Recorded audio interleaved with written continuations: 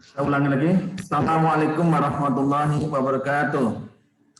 Waalaikumsalam warahmatullahi wabarakatuh. warahmatullahi wabarakatuh. Baik, saudara sekalian, kalau kemarin kita bicara tentang sumbangan Islam terhadap Bisa ya Allah. ilmu pengetahuan, yaitu sudah kita sampaikan ya, termasuk juga sumbangan Islam terhadap matematika. Maka pada ini saya kembali akan membicarakan tentang sesuatu yang ini akan menjadi dasar bagi kita di dalam berpikir, di dalam kita mempunyai pandangan tentang keyakinan kita, itu tentang Al-Quran, tentang agama. Itu kita akan bicara tentang memahami kemutlakan kebenaran Al-Quran. Jadi ini adalah sesuatu yang nanti akan menjadi dasar di dalam kita mempelajari matematika Islam. Itu ya intinya nanti kita akan melihat bagaimana adanya relasi yang harmonis antara ilmu pengetahuan dengan agama, khususnya antara matematika dengan Al-Quran, dengan Islam. Di situ nanti kita akan melihat keindahan Al-Quran, sebaliknya juga keindahan matematika. Jadi ada suatu proses dialektik ya antara matematika di satu sisi dengan Al-Quran, dengan ajaran agama kita itu. Jadi ada suatu relasi harmonis antara keduanya. Jadi Al-Quran bisa menjadi satu sumber inspirasi, sekaligus Al-Quran juga bisa menjadi satu petunjuk di dalam kita nanti memahami matematika. Jadi ada suatu relasi yang sangat harmonis antara keduanya itu. Baik. Kemarin juga sebenarnya sudah kita singgung ketika bicara pada kuliah, kalau tidak salah kuliah kedua atau kuliah ketiga ya. Tapi ini barangkali ada sebagian yang beririsan atau ada yang yang kamu anggap untuk mendapatkan penekanan. Jadi untuk mendapatkan stressing ya, mungkin ada sebagian akan diulang lagi. Jadi ada dua hal yang nanti akan kita bicarakan ya, secara umum. Ada dua hal. Yang pertama, kita akan bicara tentang Al-Quran sebagai petunjuk dan sumber informasi. Yang kedua, tentang jaminan keterjagaan Al-Quran. Tapi sebelumnya kita perlu membahas juga tentang masalah yang kemarin sudah diingat, yaitu tentang ilmu. Jadi, saudara sekalian, bahwa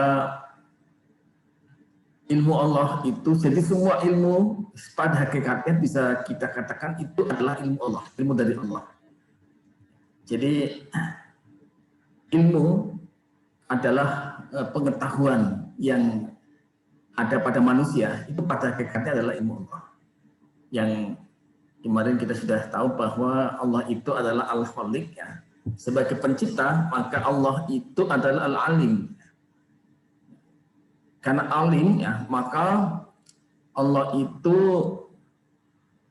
mengetahui segalanya. Dengan demikian, maka Allah itu maha luas pengetahuannya. Atau dengan kata bahwa ilmu Allah itu sangat luas dibanding dengan makhluknya. Dan manusia itu tidak sanggup untuk menuliskannya, meskipun dengan tinta emas ya, meskipun dengan tinta dari 7 lautan dan pena dari semua pepohonan yang ada, itu tidak akan cukup.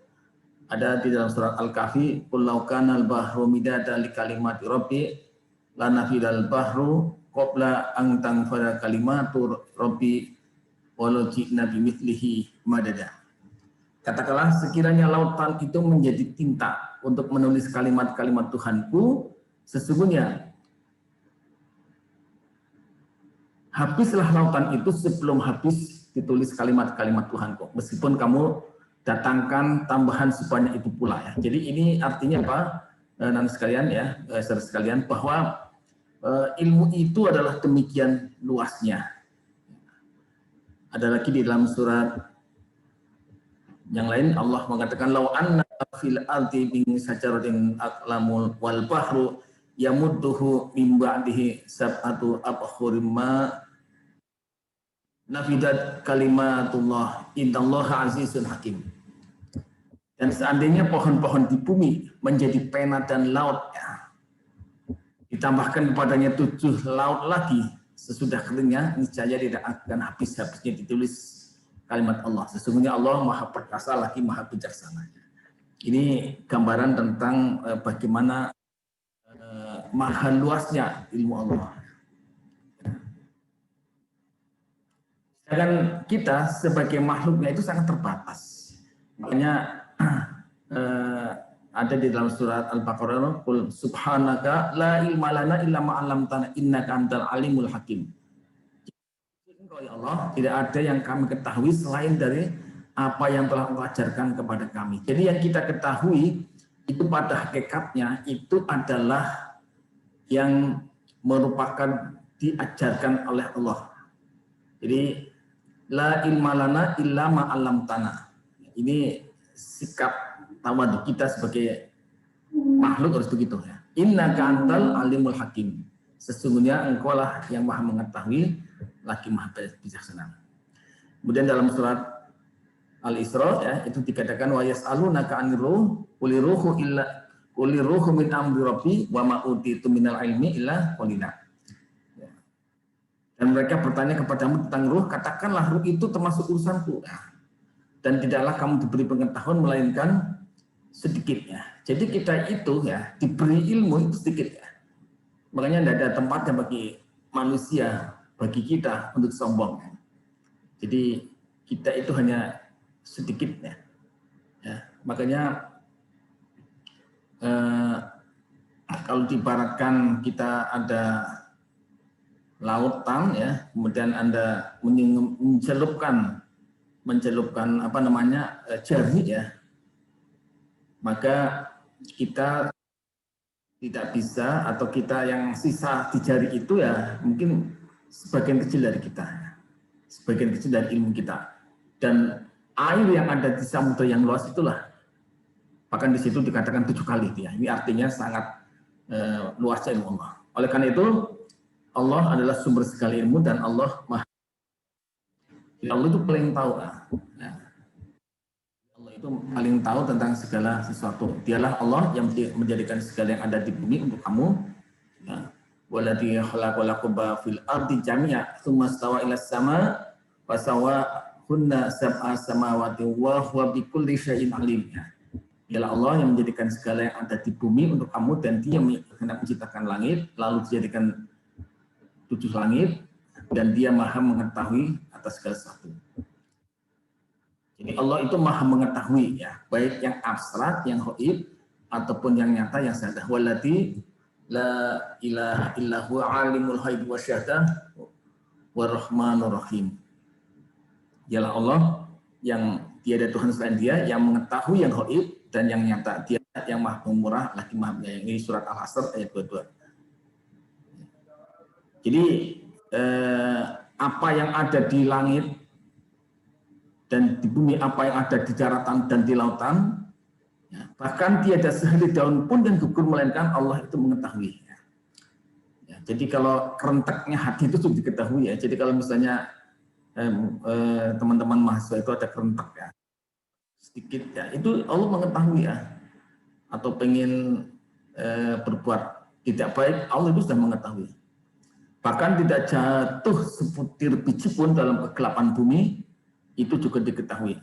Dan tidak sesuatu yang basah ataupun yang kering pun, itu juga diketahui. Lah, para mahasiswa yang sangat kami hormati, lah pengetahuan Allah yang luas itu kemudian diberikan kepada manusia. Kenapa? Karena manusia, karena Allah itu adalah sangat sayangnya kepada kita. Ya. Allah itu ya, termasuk Nabi Muhammad ya, itu sangat sayang kepada kita. Maka berkat rahmatnya Allah membagi sedikit ya tadi ya, wa ma utitu minal ilmi illa qalila. Membagi sedikit ilmunya itu kepada makhluknya, termasuk juga kepada manusia. Lah, pemberian ilmu itu menggunakan dua jalur. Ada yang jalur khusus dan ada jalur umum ya. Kita ibaratkan gitu. Jalur khusus ini disebut dengan thariqah, jalur resmi ya. Sedangkan jalur umum itu disebut dengan tidak resmi, thariqah ghairur resmiyah. Ini kita akan lihat satu-satu dulu.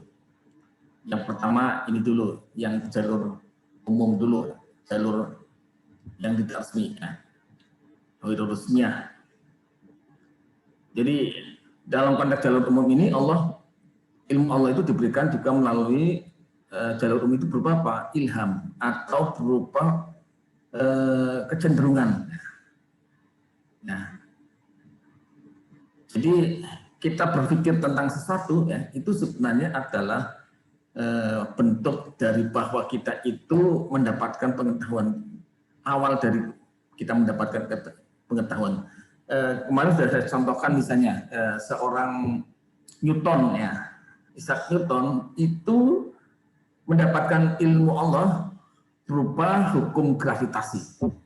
Ya, kita tahu bahwa perjalanan untuk mendapatkan hukum gravitasi dari Newton itu berawal dari apa? Berawal dari kita mungkin mengatakan ketidaksengajaan ya, yaitu ketika itu Isaac Newton itu duduk di bawah pohon. Kemudian ketika sedang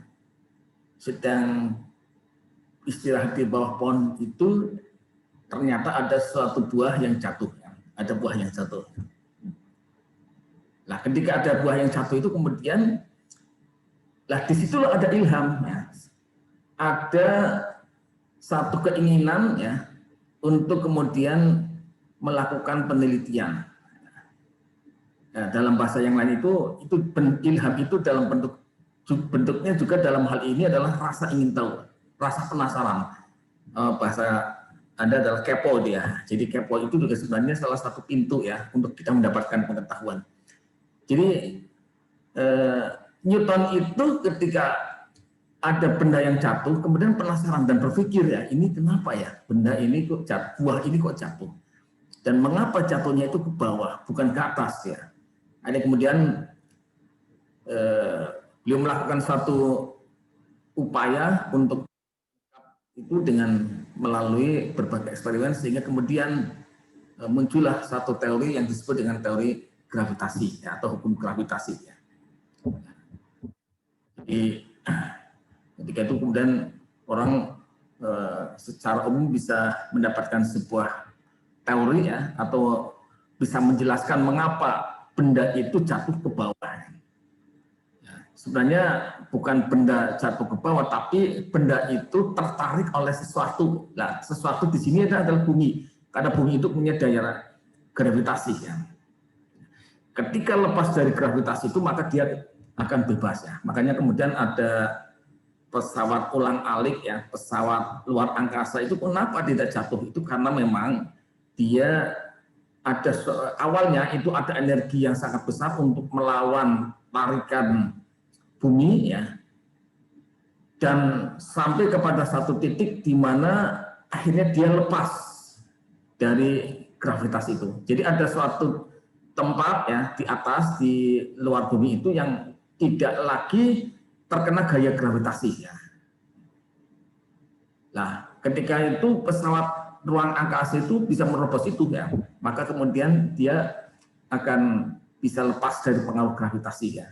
Nah, sehingga kemudian dia berada di luar angkasa itu ya, muter, termasuk juga satelit ya, satelit Palapa dan sebagainya itu sebenarnya gitu ya. Jadi dia itu diluncurkan ya sampai kemudian melewati ambang gravitasi ya, melewati daerah yang sudah melewati daerah yang berada dalam gravitasi bumi, sehingga kemudian dia lepas, jadi kemudian dia bisa terus mengitari bumi ya. Pesawat Palapa salah satunya begitu. Jadi kembali ya, bahwa dalam hal ini ada satu ilmu yang kemudian diturunkan ya melalui fenomena yang ada di alam semesta ini. Ini dalam hal ini sebenarnya semua manusia itu sebenarnya punya hanya memang tergantung dari tingkat kecerdasan ya. Tingkat kecerdasan dan tingkat kepekaan ya. Kalau Einstein tadi adalah orang yang peka ya. Maaf Newton ya, maaf. Newton ya, Isaac Newton itu orang yang peka. Ketika ada benda yang jatuh itu kemudian dia berpikir keras sehingga kemudian dia berpikir dan akhirnya mendapatkan ilmu gravitas itu. Dan semuanya itu punya kesempatan untuk demikian. Ini yang demikian itu bagaimanapun ya gravitasi itu juga hanya itu memang diberikan secara umum kepada semuanya dan akan ditangkap oleh manusia tergantung dari kepekaannya. Lah, yang itu anak sekalian itu disebut dengan ayat-ayat dunia. Jadi semua yang dihamparkan di alam semesta itu pada hakikatnya adalah tanda-tanda yang kalau kita bisa menangkap tanda-tanda itu akan menjadi ilmu, akan menjadi pengetahuan. Dan ketika pengetahuan itu diaplikasikan, itu akan menjadi teknologi. Jadi kita harus bisa membedakan ya antara ilmu dan pengetahuan ya. Ilmu adalah pengetahuan. Jadi tingkatannya gini, ada pengetahuan, ada ilmu, kemudian ada teknologi ya. Pengetahuan, ilmu, dan teknologi. Pengetahuan itu apa? Pengetahuan itu adalah segala sesuatu yang kita ketahui, itu pengetahuan. Ya.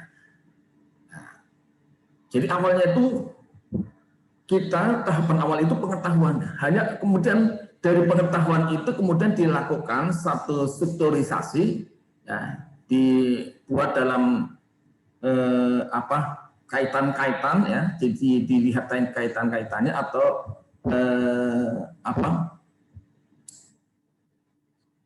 rangkaian sebab akibat dan sebagainya ya, itu kemudian melahirkan ilmu ya. Jadi tahapan yang paling dasar itu pengetahuan. Apa yang Anda lihat ya itu pengetahuan, apa yang Anda rasakan itu pengetahuan.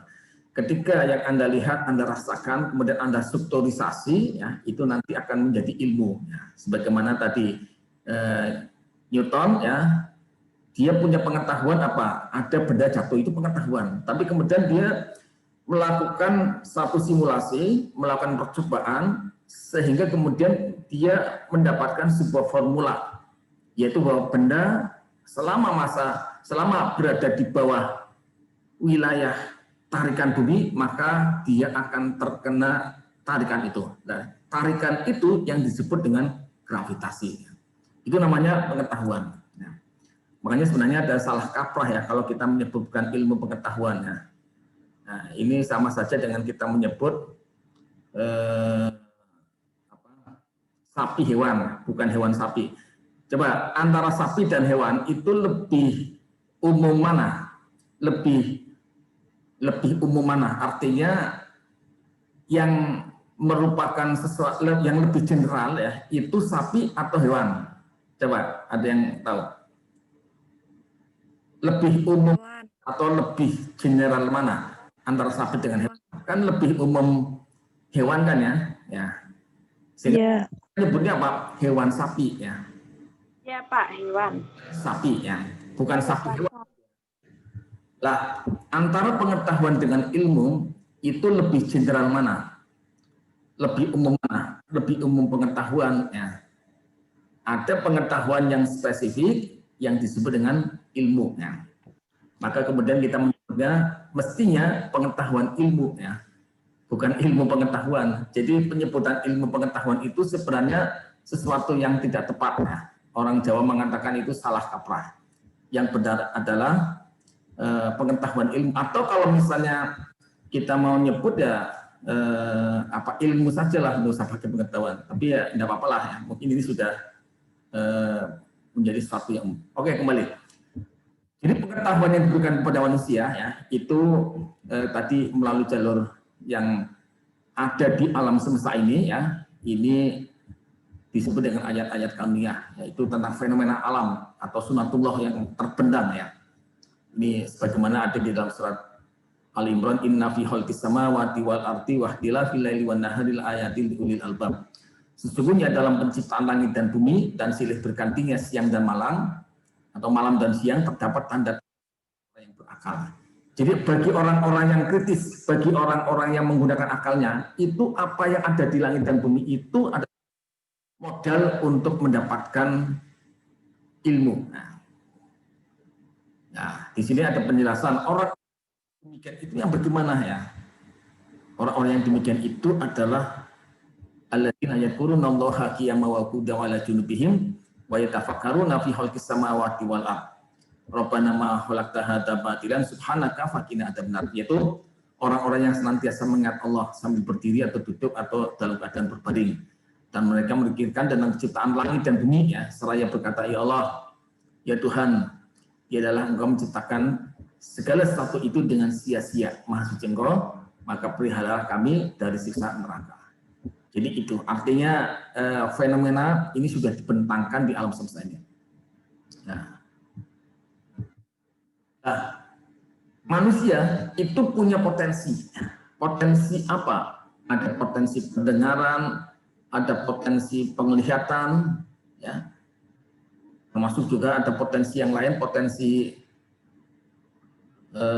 pendengaran, penglihatan, perabaan, ya, dan juga ada potensi hati.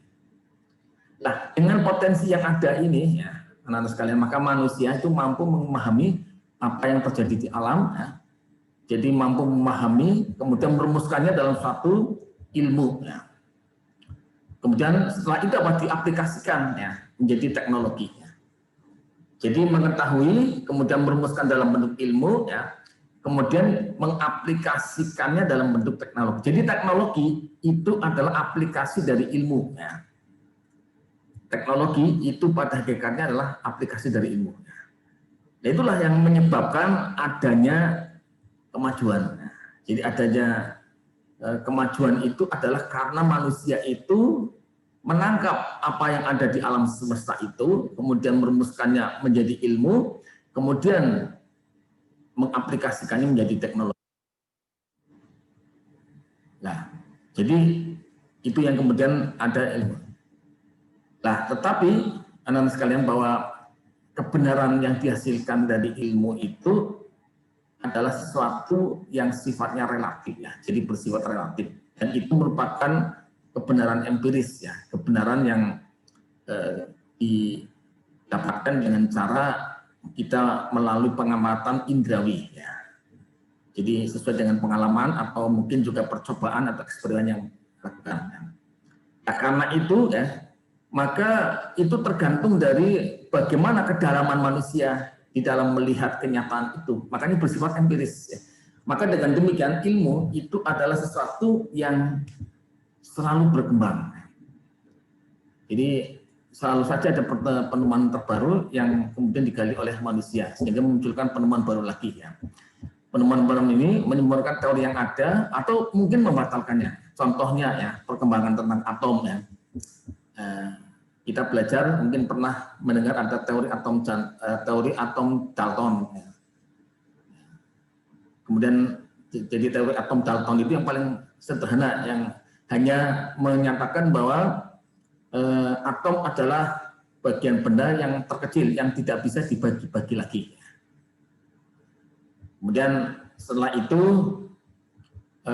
oleh John Thomson ya dikembangkan ya bahwa ternyata bagian yang dikatakan terkecil itu masih bisa dibagi lagi ya, yaitu ada bagian inti dan ada bagian yang mengitari ya.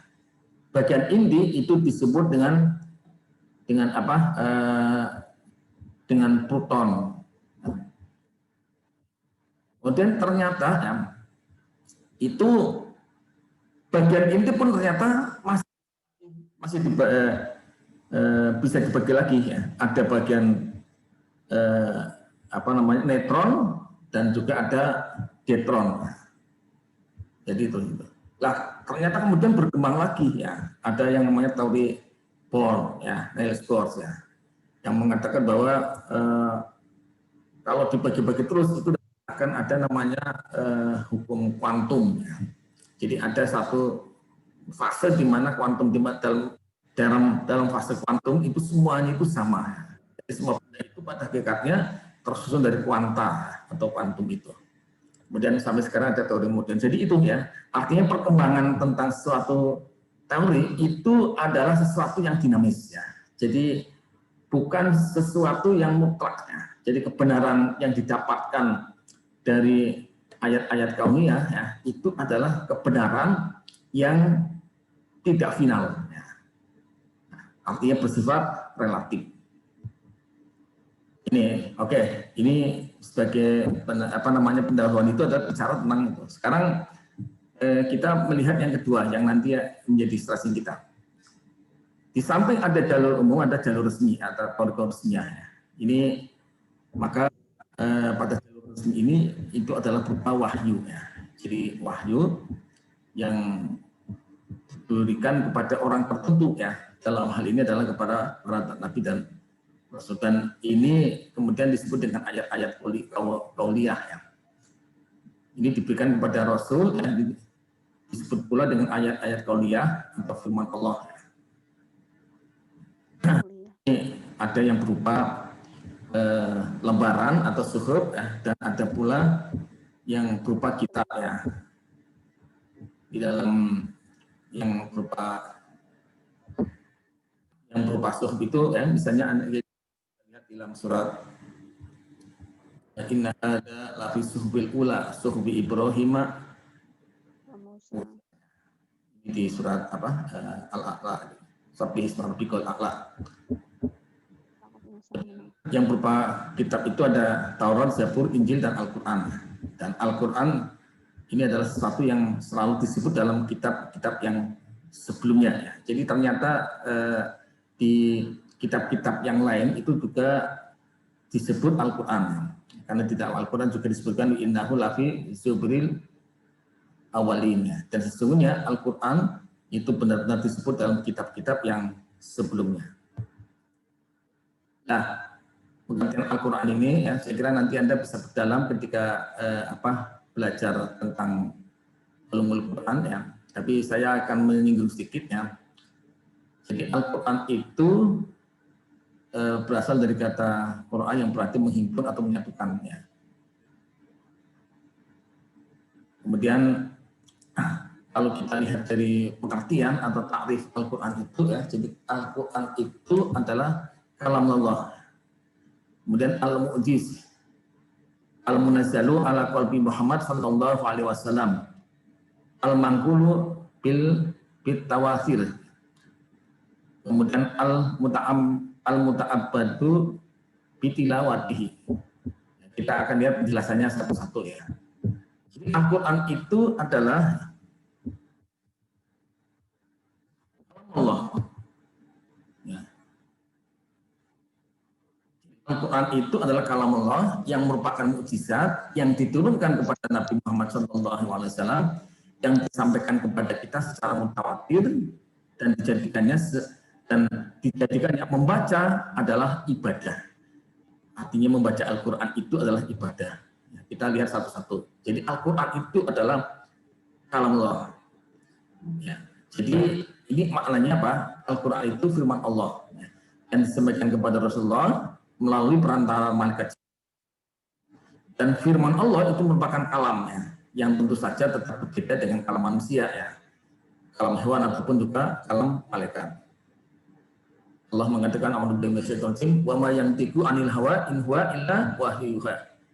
Ucapannya itu dia jalan hanyalah wahyu yang diwahyukan kepadanya. Ya, ini surat An-Najm ayat 3. Jadi pertama yang harus sama-sama kita pahami bahwa Al-Quran itu adalah kalam Allah. Yang kedua, Al-Quran itu merupakan mukjizat ya. Ini yang nanti stressing kita itu di sini dia. Mukjizat Al-Quran itu merupakan suatu hal yang sudah terbukti ya dari semenjak zaman Rasulullah hingga zaman kita. Ya. Dan hingga akhir zaman kelak. Dari susunan pasanya sejak dulu hingga kini Al-Quran dijadikan rujukan oleh para pakar bahasa. Ya, jadi sejak zaman dahulu ya, itu Al-Quran itu sudah menunjukkan bahwa itu adalah sesuatu yang istimewa. Contohnya ya, ada salah satu ya yang masuk Islam itu gara-gara mendengar bacaan Al-Quran. Siapa contohnya? Sahabat Umar misalnya dia. Umar itu awalnya itu adalah orang yang paling menentang Rasul ya, dan dia itu ketika itu agak jengkel banget ya ketika mendengar adiknya ya itu masuk Islam. Maka kemudian dia cari ya. Nah ketika itu ya ternyata diketahui bahwa adiknya itu sedang belajar Al-Quran, sedang baca Al-Quran itu. Tapi kemudian apa dia sahabat Umar itu kemudian mendengarkannya. Nah, ketika mendengarkan itu kemudian ternyata menjadi luluh hatinya sampai akhirnya kemudian masuk Islam. Jadi mendengarkan saja itu bisa menjadi masuk Islam ya. Dan saya kira pada zaman sekarang itu juga banyak ya orang-orang yang masuk Islam itu karena mendengar bacaan Al-Quran aja. Ini dari sisi bacaannya itu sudah seperti itu. Kemudian dari sisi kandungannya, Al-Quran menunjukkan mukjizat ya. Menunjukkan mukjizat, mencakup segala bidangnya, mulai dari ilmu alam, matematika, astronomi, bahkan juga prediksi, ramalan ya. Sebagaimana yang terdapat dalam surat Ar-Rum ya, mengenai bangsa Romawi yang mendapatkan kemenangan setelah kekalahan. Ghulibatur Rum ya, di surat Ar-Rum itu ya. Kemudian salah satu bukti Al-Quran itu ya adalah sejak diturunkan senantiasa memberikan tantangan kepada manusia untuk membuat semisal Al-Quran ya, tandingan ya. Jika mereka memiliki Al-Quran ya, ini merupakan kalam Allah ya. Ini ada surat Al-Baqarah ayat 23. Dan jika kamu tetap dalam keraguan tentang Al-Quran yang akan wahyukan kepada kamu, buatlah satu surat saja yang semisal Al-Quran dan ajaklah penolong-penolong selamu. Dan jika orang-orang yang benar, maka jika kamu tidak dapat membuatnya, adalah pasti kamu tidak bisa membuatnya. Peliharalah dirimu dari neraka yang panas. Jadi ini ada tantangan, dan itu memang kemudian terbukti ya pada zaman itu ada salah satu yang ngaku-ngaku nabi ya, Musailamah dia itu. Kemudian mencoba buat Al-Quran, membuat seperti Al-Quran, tapi kandas ya, tidak bisa. Nah, nanti akan kita lihat ya bukti-bukti kandungan Al-Quran dalam berbagai misalnya ilmu alam, matematika, astronomi dan sebagainya. Dan nanti serasinya nanti matematika dalam beberapa bahasan berikutnya. Ya. Kemudian yang ketiga bahwa Al-Quran itu adalah al-munazzalu ala qalbi Muhammad sallallahu alaihi wasallam, diturunkan kepada Nabi besar Muhammad sallallahu alaihi wasallam. Allahumma shalli alaihi.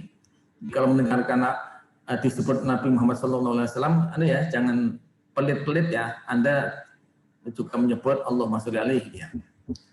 Jadi Al-Quran ini diturunkan oleh Allah langsung kepada Nabi melalui perantara malaikat Jibril.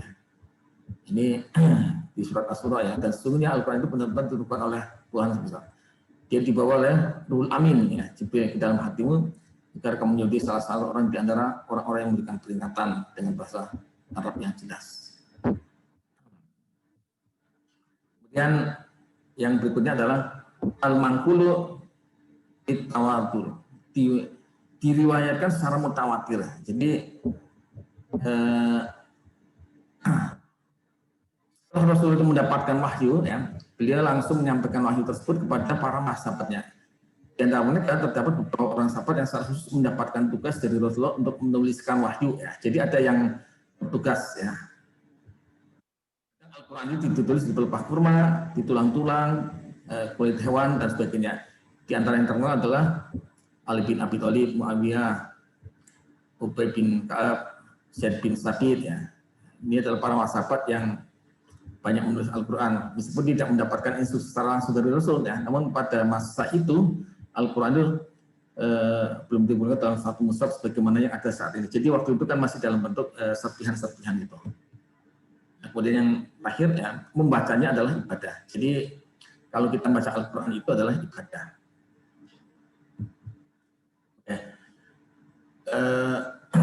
Saudara sekalian, bahwa salah satu yang juga harus kita lihat ya, Al-Quran itu mempunyai kebenaran mutlak. apa yang ditulis di dalam Al-Quran itu memiliki tingkat kebenaran yang mutlak. Di surat Al-Baqarah ayat 1 ya, Allah Subhanahu wa taala berfirman, a'udzubillahi minasyaitonir rajim, alif lam mim dalikal kitabu la raiba fihi. Al-Quran itu tidak ada, ya, inilah kitabku, tidak ada keraguan padanya. La raiba fihi. Di Al-Quran itu tidak ada keraguan di dalamnya. Jadi tidak ada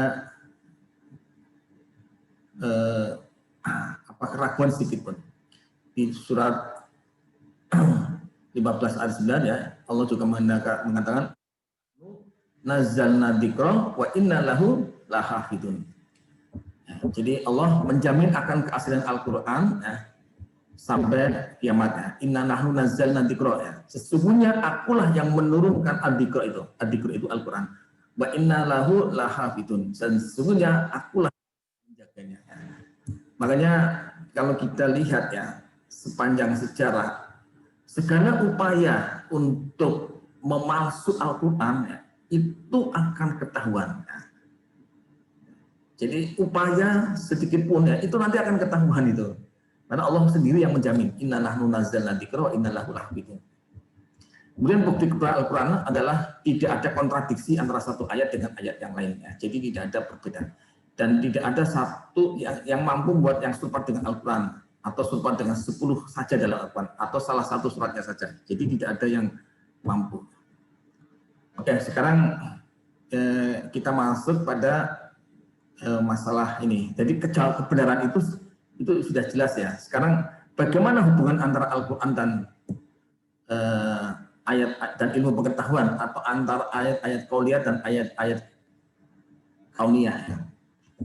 Nah, keduanya ya, teman sekalian ya, para yang saya hormati, keduanya itu memiliki relasi yang sangat kuat ya, memiliki hubungan yang sangat erat. Jadi Al-Quran itu mempunyai hubungan yang sangat erat dengan ilmu pengetahuan. Yaitu apa? Yang pertama, Al-Quran itu, ayat-ayat kauniyah itu memberi isyarat tentang ayat-ayat kauniyah. Jadi Al-Quran itu menjadi inspirasi ya bagi pengembangan bagi pengembangan ilmu pengetahuan. Contohnya misalnya tentang binatang ternak ya. Di surat Al-Fatir ya, ayat 28.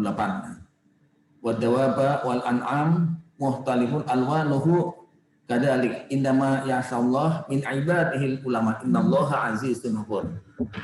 Dan demikian pula di antara manusia, binatang-binatang mata itu ada yang bermacam-macam warna-warnanya. Di sini Al-Quran 14 tahun yang lalu itu sudah mengatakan ya, binatang-binatang melata dan binatang-binatang yang ada itu bermacam-macam ya. Itu ketika itu ya. Padahal ketika itu kalau misalnya acuannya adalah orang Arab ya, mungkin melihat yang namanya binatang ketika itu hanya onta ya, onta atau mungkin gimbas ya, itu saja. Belum melihat bagaimana binatang yang ada di kutub ya, ada binatang yang ada di laut ya, yang ada di laut itu luar biasa ya, warna-warni ya. Ada yang pernah, saya kira semuanya sudah pernah ke kebun binatang kan ya. Kebun binatang itu ya, kita bisa melihat bagaimana aneka binatang-binatang itu. Atau mungkin ada yang pernah melihat di yang melihat binatang ikan di laut ya. Ya itu kita bisa melihat bagaimana aneka ikan itu macam-macam sekali ya. Nah, jadi itu sudah diprediksi ya, sudah diungkapkan di dalam Al-Quran. Nah, makanya dikatakan di sini sesungguhnya yang takut pada Allah itu adalah hamba-hamba, adalah para ulama ya. Itu orang-orang yang memahami. Jadi ini tentang binatang ternak ya. Jadi sudah ada isyaratnya gitu. Kemudian besi ya, yang berasal dari luar bumi ya, ataupun yang ada dalam luar bumi itu juga merupakan sesuatu yang sangat berguna ya. Ini di surat Al-Hadid ya, surat Al-Hadid.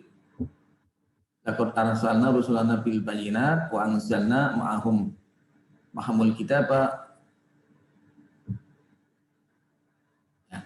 Sesungguhnya kami telah mengutus Al-Quran Rasul dengan membawa bukti-bukti yang nyata, dan telah kami turunkan bersama mereka kitab dan neraca keadilan supaya manusia dapat melaksanakan keadilan. Dan kami ciptakan besi yang padanya terdapat kekuatan yang hebat dan berbagai manfaat bagi manusia. Ini, jadi tentang besi ya itu sudah diungkap di surat Al-Hadid ya, ayat 25. Kemudian tentang gunung ya, ini yang saya kira untuk saat ini sangat relevan ya, itu tentang gunung, teori tentang gunung ya. Jadi di situ dikatakan watarul jibala tahsabuha jamidatan wahya tamurru marul sahab. Dan kami lihat gunung-gunung itu, kamu sangka dia tetap di tempatnya, padahal ia selalu berjalan sebagai jalannya awan. Nah ini, jadi coba ada yang pernah mendengar tentang teori pergeseran benua? Ada yang pernah mendengar teori pergeseran benua? Ya. Jadi dalam teori pergeseran benua ya, itu jadi teori Gondwana ya. Jadi di situ digambarkan bahwa bumi pada awalnya itu hanya memiliki satu benua besar ya. Hanya ada satu benua besar.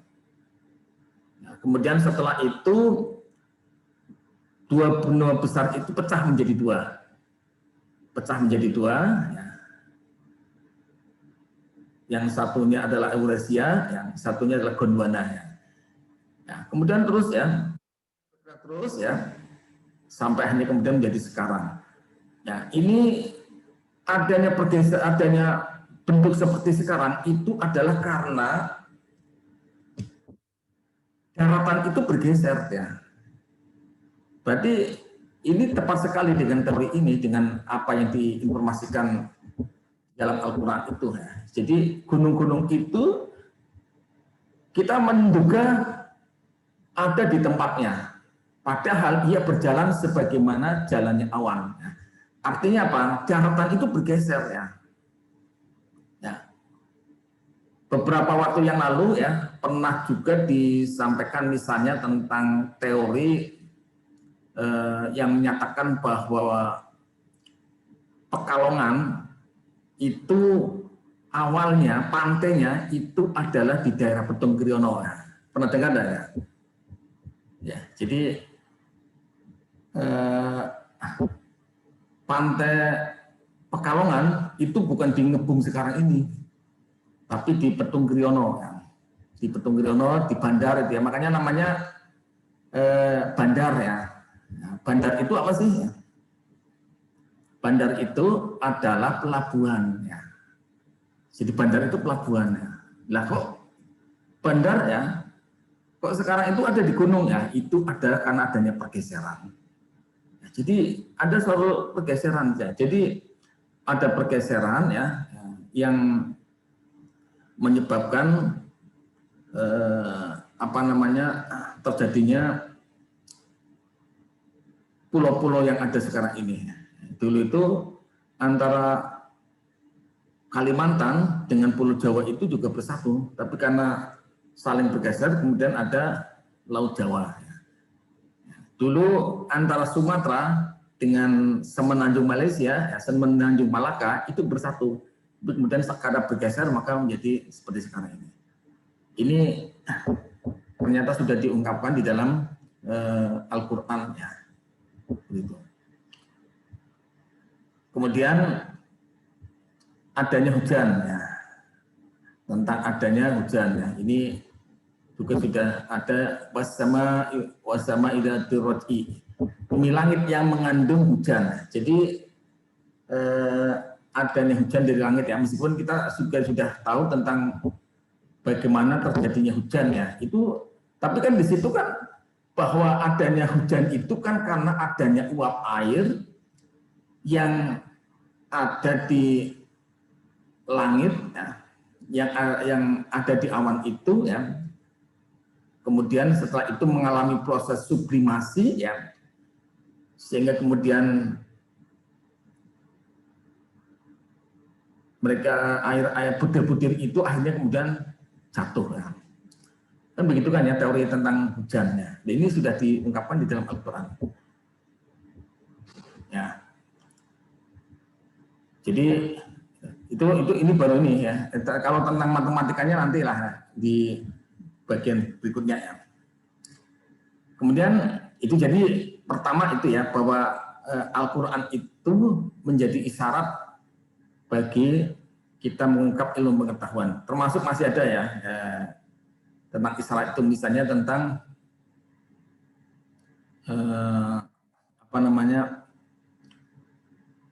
adanya penjelajahan terhadap ruang angkasa. Ini ada di dalam surat Ar-Rahman ya. Ya ma'asarul jinni wal insi ini stata'tum an tanfutu min aqtaris samawati wal ard fanfutu. La tanfutu illa bisultan. Wahai bangsa jin dan manusia, jika engkau ingin melakukan penjelajahan terhadap langit dan terhadap bumi, ya, terhadap langit dan terhadap bumi, ya, maka Allah mengatakan fanfudu, ya, silakan. Tapi ada syarat, la tanfudu illa bisultan. Tetapi kalian manusia itu tidak bisa melakukan itu kecuali dengan sultan.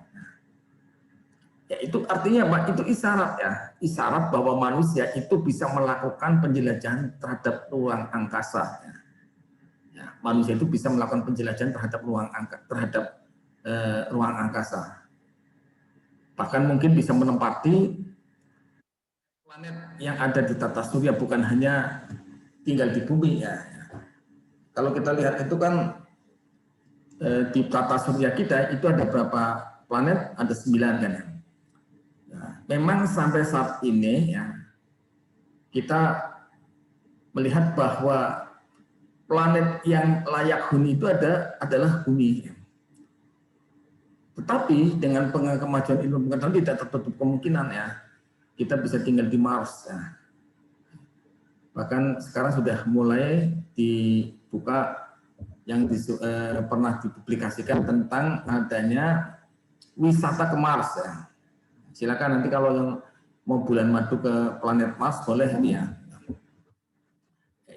Itu isyaratnya itu sudah ada di dalam surat Ar-Rahman. Ya masalah jinni wal insi istata'tum an tanfudu min aqtaris samawati wal ard fanfudu la tanfudu illa bisultan. Kemudian yang kedua, nah sekalian, bahwa Al-Qur'an itu kalau tadi Al-Qur'an sebagai isyaratnya, selanjutnya bahwa ilmu ya, atau ayat-ayat kanuan itu memberi bukti ya, atau al-burhan atau mengkonfirmasi kebenaran Al-Quran. Jadi kita bisa melihat ya beberapa penemuan ilmiah tentang bukti Al-Quran. Ya. Jadi ada beberapa penemuan ilmiah yang menjadi bukti kebenaran Al-Quran. Ya. Misalnya tentang adanya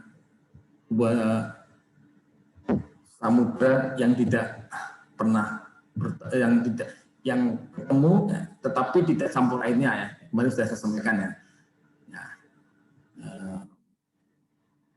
Di surat Ar-Rahman ya. Itu ternyata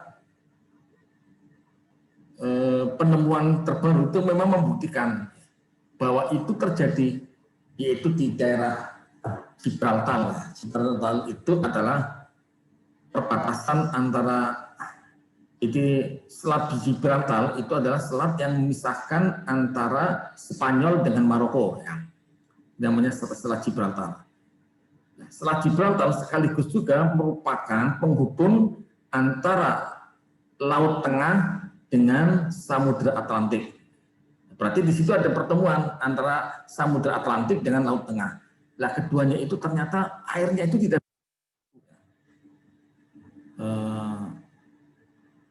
jadi airnya itu tidak bisa bersatu.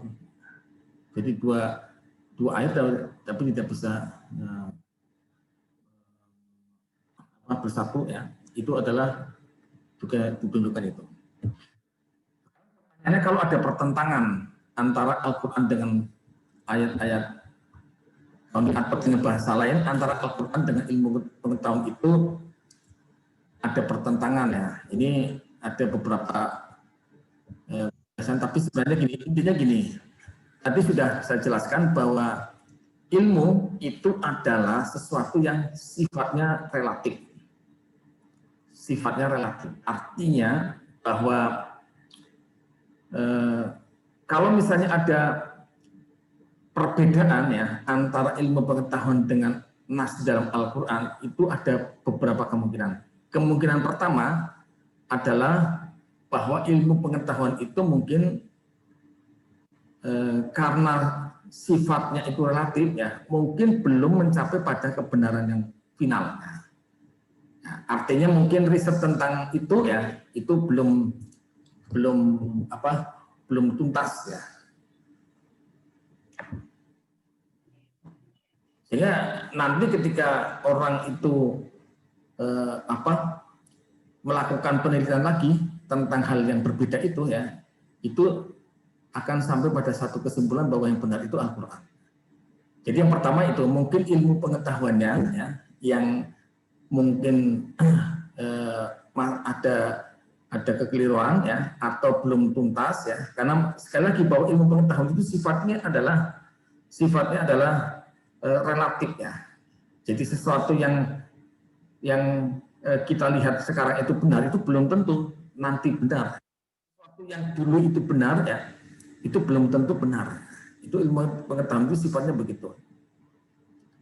Itu yang pertama mungkin itu. Yang kedua, kemungkinan yang kedua apa? Kemungkinan yang kedua bisa jadi penafsiran kita terhadap nas Al-Quran itu belum tuntas. Ya. Jadi bisa jadi ya pemahaman kita tentang Al-Quran itu belum tuntas. Al-Qur'annya benar, kebenarannya mutlak. Tetapi pemahaman kita tentang Al-Qur'an ya, itu kan bagaimanapun kan masih sifatnya kan relatif ya. Contohnya ya, yang tadi saya bacakan misalnya di dalam surat Ar-Rahman itu ya, ya masarul jinni wal insi ini stata'tum an tanfudu min aqtaris samawati wal ardi fanfudu la tanfudu illa bisultan. Lah, jadi di situ ya, wahai bangsa jin dan manusia, jika kalian ingin melakukan perjalanan ke langit dan bumi, ya, Allah mengatakan fanfudu, silahkan. Tapi ada syarat, la tanfudu illa bisultan. Tetapi kalian tidak bisa melakukan itu kecuali dengan sultannya. Sekarang pertanyaannya, apa itu sultan? Nah, ini. Jadi pertanyaan tentang apa itu sultan itu ternyata ya, anak-anak sekalian, itu berbeda waktu itu. Jadi ketika berarti tahun 60-an ya, ketika ada informasi bahwa Neil Armstrong berhasil mendarat di bulan ya. Dengan siapa? Neil Armstrong mendarat di bulan dengan siapa? Ada yang tahu? Neil Armstrong mendarat di bulan dengan siapa? Ya, dengan Edwin Aldrin ya, tapi ada yang mengatakan dengan orang Pekalongan, namanya Selamat ya. Karena Neil Armstrong berhasil mendarat di bulan dengan selamat gitu ya. Berarti kan mendarat di bulannya dengan siapa? Dengan selamat. Ya. Selamat itu orang Wonopringgo katanya begitu. Kayak ini internasional. Jadi ketika ada informasi tentang itu bahwa manusia itu berhasil mendarat di bulan, itu sempat ada diskusi ya di kalangan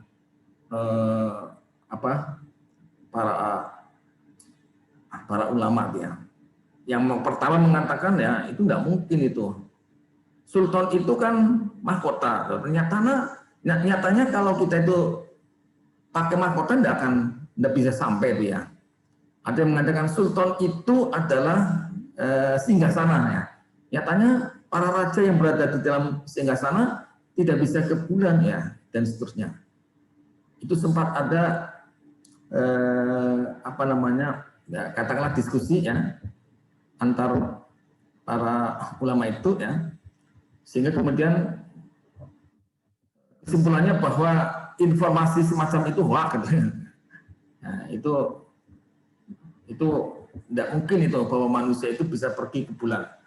Tapi kemudian ya setelah perkembangan pengetahuan ya, hanya kemudian ada satu kajian lebih lanjut bahwa yang namanya sultan itu bukan secara fisik itu adalah mahkota ya, atau singgasana raja. Yang namanya sultan itu adalah kekuatan.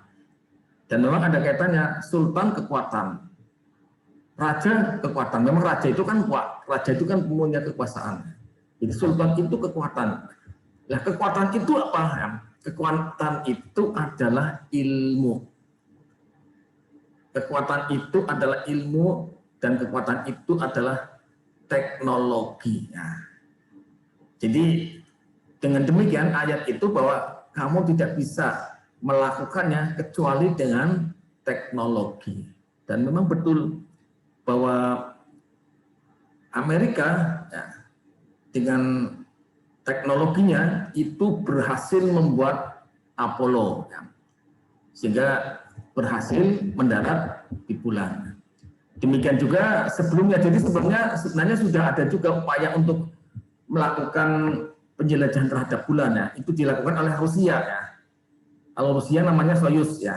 Nah, jadi pesawatnya namanya Soyuz ya. Jadi Rusia itu juga sudah melakukan upaya untuk melakukan penjelajahan ke luar angkasa ya dengan Soyuz ya. Artinya apa? Rusia itu punya sultan. Sultannya berapa? Teknologi. Teknologi apa? Soyuz ya. Amerika punya sultan. Sultannya apa? Sultannya adalah teknologi. Teknologinya apa? Teknologi Apollo. Jadi ketika awalnya itu mengatakan tidak mungkin itu, ternyata kemudian ya, pernyataan tidak mungkin itu adalah karena memang pemahaman kita terhadap Al-Quran yang kita belum mampu melakukan penerjemahan ya, atau penafsiran secara mendalam ya. Sehingga kemudian seperti itu ya. Jadi bisa jadi ya ada sesuatu yang yang kita saat ini menganggapnya masih belum ketemu ya. Tetapi ya yakinlah bahwa Al-Quran itu adalah benar. Yang mungkin tidak benar itu adalah cara kita untuk memahaminya. Contoh yang lain misalnya bagi mbak-mbak ini mungkin menganggapnya Quran itu tidak pas itu ya, tidak adil ya. Yaitu di Al-Quran itu kan dikatakan wahai laki-laki ya, jadi fangkihu jadi menikahlah arba wasulasa fa in khiftum alla ta'dilu fawahidatan. Jadi menikahlah 4, 3 atau 2 atau 1. Jadi disebutnya 4 dulu. Berarti artinya apa? Ya, jadi nikah itu anjurannya itu 4 ya.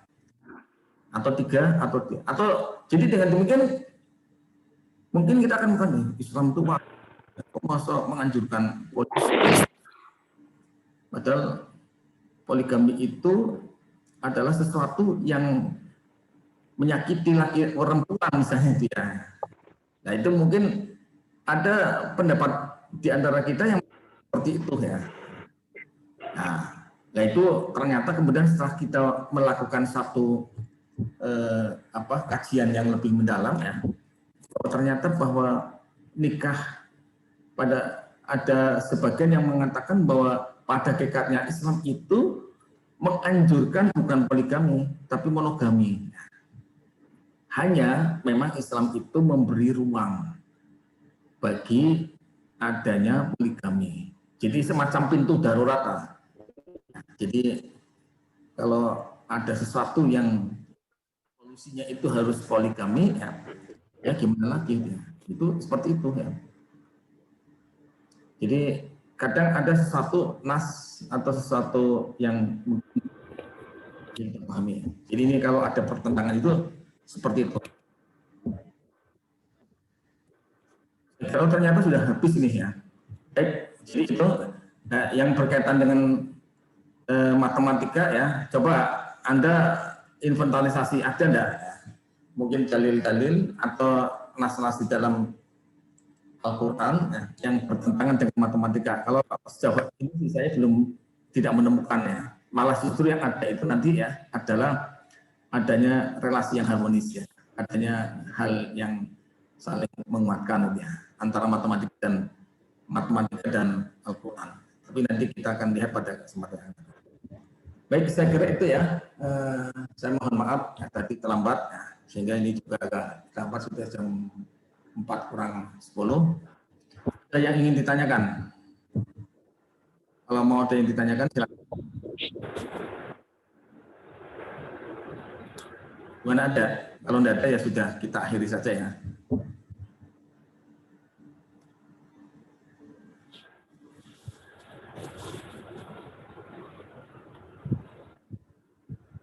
Kalau sudah tidak ada ya, saya akhiri bahasan pada kali ini ya. Untuk besok pada pertemuan yang akan datang kita nanti masuk pada yang muatan matematikanya itu lebih dalam, yaitu kita akan bahas tentang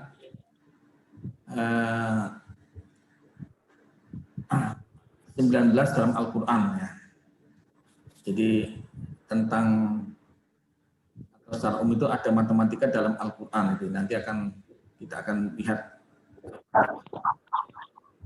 Baik, saya kira itu terima kasih ya atas perhatiannya. Jadi absennya nanti akan saya share ya tadi yang materi tadi ya. Kemudian tentang absennya juga saya minta Mbak Sukma ya nanti membuat resumnya siapa saja yang masuk ya, dan yang tidak masuk jangan dimasukkan kecuali kalau ada sesuatu halangan. Saya kira itu mohon maaf atas segala satu.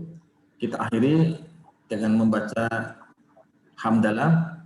Alhamdulillahirrahmanirrahim. Alhamdulillahirabbil alamin. Alhamdulillahirabbil alamin. Assalamualaikum warahmatullahi wabarakatuh. Waalaikumsalam warahmatullahi wabarakatuh. Waalaikumsalam warahmatullahi wabarakatuh. Waalaikumsalam warahmatullahi wabarakatuh. Ya. Oke, ini tak matikan ya. Ya, Pak. Ya, Pak. Nggih, Pak, monggo.